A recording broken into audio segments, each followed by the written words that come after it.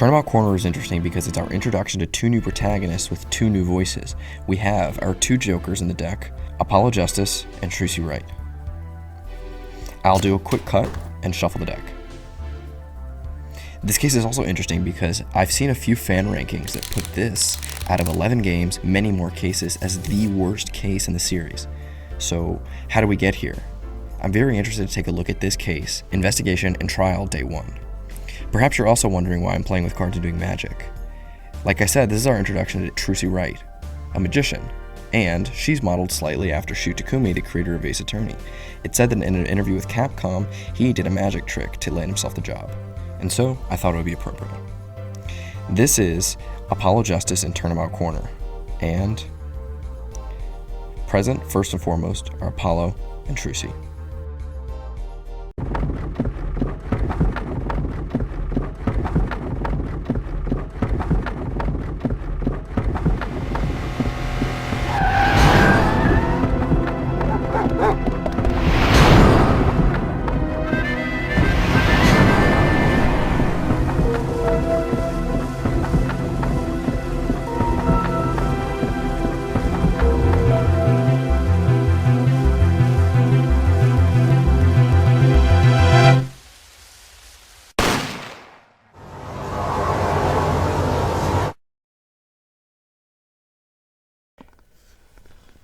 I really like this intro. It ties the case together succinctly and generates a lot of intrigue. Apollo, after 2 months of unemployment, comes to Wright Talent Agency. I simply love Trucy. Her costume design is tremendous. Her handkerchief, gloves, cape, earrings, and hat are all lovely. Her idol animation is fun and full of energy. She's your primary conversational companion, and they knocked it out of the park with her design. We go to the hospital where Phoenix is resting. The first spoke of this wheel involves Phoenix getting hit by a car by an unknown driver. He's the first client. Or, this guy's the client? Neither men really need defending, but they are two central pieces involving this case. This noodle cart was stolen the night Phoenix was hit. He's so tremendously dramatic and plays his harmonica intermittently. He mentions he once rebelled against his, noodle lineage and chose a different profession than his father, and his father's father. It'll come up later. Trucy pipes up as the last piece of the puzzle and says that the same night her panties were stolen.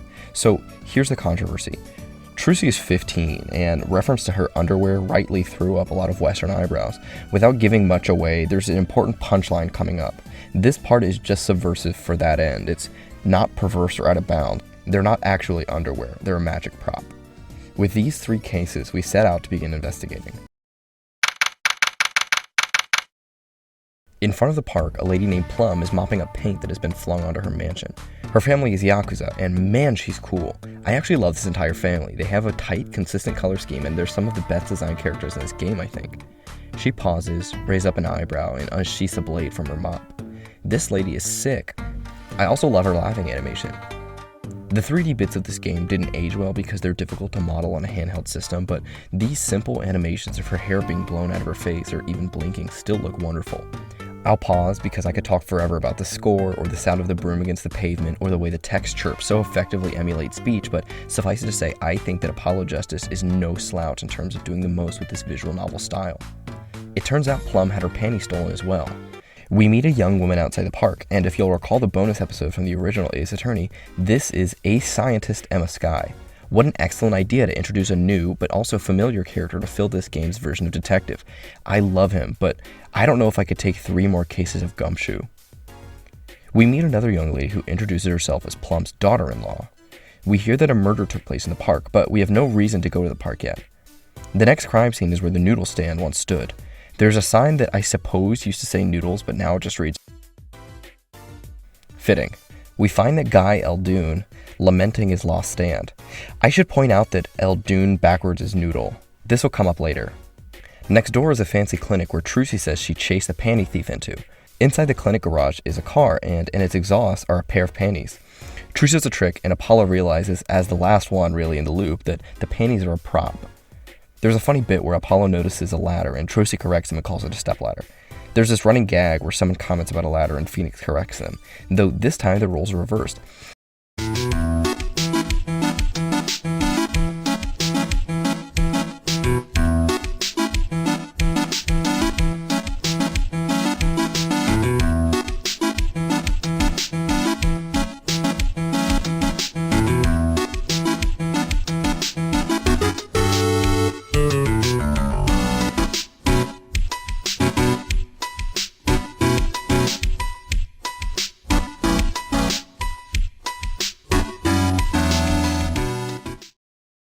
I love the implication that Trucy says this because she's been raised by Phoenix, who's kind of a turd sometimes.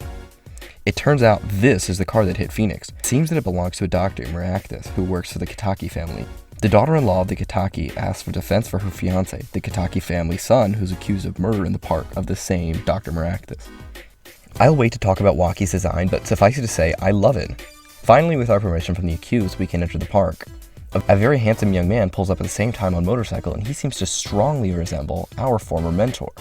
We enter the park and see the noodle stand. There's a mini game where we dust for prints on the knife, and I quite like most of these little games. They're silly, but each case has a little set of games you play. Scanning art, dusting for prints, filling footprint molds, analyzing each voice in a song, etc. Before the case starts, we meet the head of the Kitaki family. He's quite intimidating, and yet he has this cute little apron on. Finally, we meet the defendant, Waki. He's written to be sort of a brat and talks like what I guess old people think rap probably sounds like, but I find him endearing. He plans to take responsibility for a crime he didn't commit to prove he's Yakuza. I love his design. His hair resembles a Kitaki fox, and his little curl and whiskers sell it. He has 2 hoops in his ears, a ring on his fingers, and this jacket, which I love. And underneath is a blue Badger t-shirt. His outfit is the perfect blend of stylish and well-to-do and childish. It seems by all logic he didn't do this, and in a court, we're responsible for fighting for him.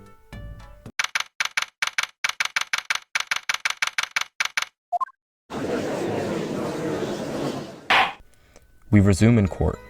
The motorcyclist from the park is the lead prosecutor. I really like Clavier Gavin. He's written in contrast to Edgeworth, Von Karma, and Goda. He's very lighthearted and has a kind smile. He's a little bit full of himself, but unlike every other prosecutor, I don't think he's really an antagonist. He's just the other half of this courtroom battle. He's a very famous rock star and brother to Christoph Gavin. This is actually his first trial back from concert, and it seems to have a lot to do with facing Apollo, the man who imprisoned his brother. Clavier goes to establish a motive, which is met by an objection from Apollo. This seems trivial, but recall that in the last trial, Phoenix laughed and said he expected Apollo to object to a similar line of questioning as the trial started. Even in one case, and out of practice 2 months, Apollo has grown considerably. Waki does testify that he was Maractus' patient after he was wounded in a shootout, and the subsequent operation was botched. There was residual shrapnel that couldn't be removed and would eventually kill Waki if unattended, that only the doctor knew of. An eyewitness is called, and man, is this guy really doofy looking.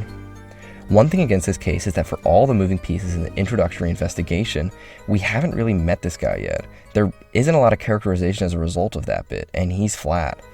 As we'll see, he's a student, and he's basically just pompous and curious about everything to a fault. His outfit is a little bit less well designed than the other characters, his animations are a bit plain, etc.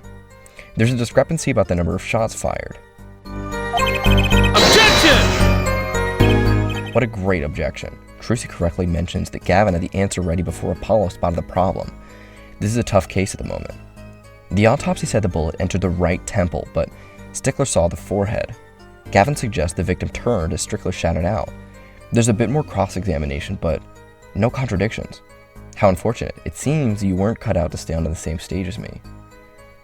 The judge declares Waki Kitaki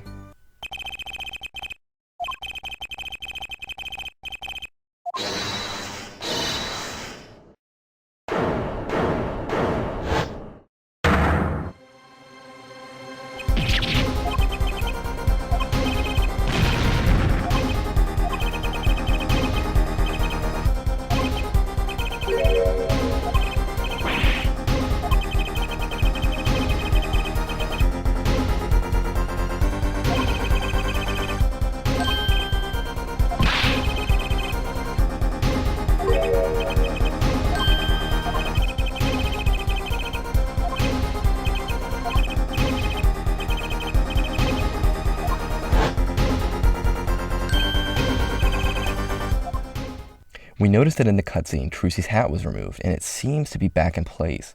Trucy's surprisingly calm.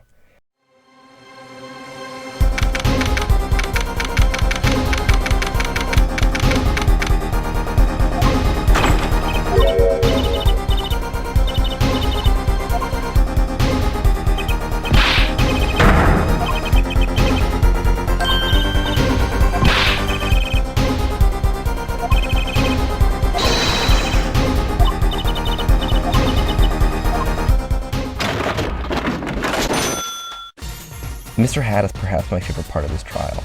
I still laugh out loud at how silly this is. It's foreshadowing, but she's a lot like her biological dad. This animation is also so slick. Trucy's hand goes behind her cape as a lever pops, the cape twists, and both of their capes unfurl, and Mr. Hat grabs Trucy's hat from her head. This theme is perfect, the way Trucy's hands still move to control his mouth. Man, I love Mr. Hat. Trucy used this trick to buy Apollo 20 minutes. She mentions that she can perceive when Strickler is lying, and doesn't that sound familiar?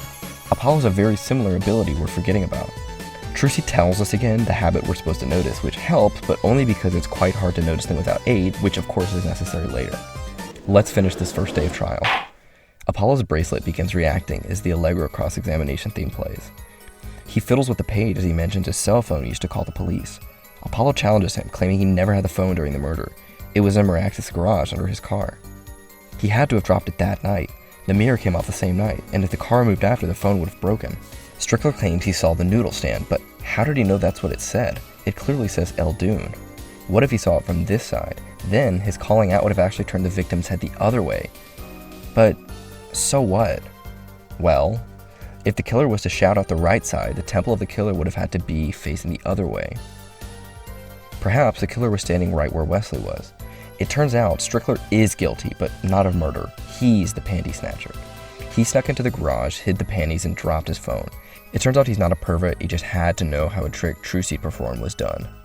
The trial slows down. There's been considerable progress, but if Strickler didn't kill Miraxis and our client didn't, who did? And the question of the bullet wound in his right temple remains. The judge suspends the trial for more investigation. And truthfully, the investigation and trial are both about to heat up tremendously. What can be said about the first half of Turnabout Corner? I'm of the opinion that while this first day in court is fun, it's not really what this first half is about. It's not actually that fun to dunk on Wesley Stickler. I'm sure I'll say this a million more times because it's relevant in every Ace Attorney game, but man, the pace at which they reveal information is incredible. We know exactly what we need to for this first day of trial and nothing more. We'll have plenty of resolution and investigation, and this trial will wrap up in a very satisfying way, but for now, it's just a story about Apollo and Trucy. For all of Phoenix's meddling, for all the discussion about the juris system and the way that the courts operate, this game, for me, is really about Apollo and Trucy. I think that's the note developers were going for. That's why maybe Guy Eldoon and Wesley Stickler don't stand out too much, because they're not the focus. This is a great case. I really love the way it plays out, and I'm excited to share the way it plays out in the next half, but Turnabout Corner Trial on Day 1 is just about this silly conversation about stepladders and Mr. Hat. And that's all it really needs to be. As always, thank you for watching.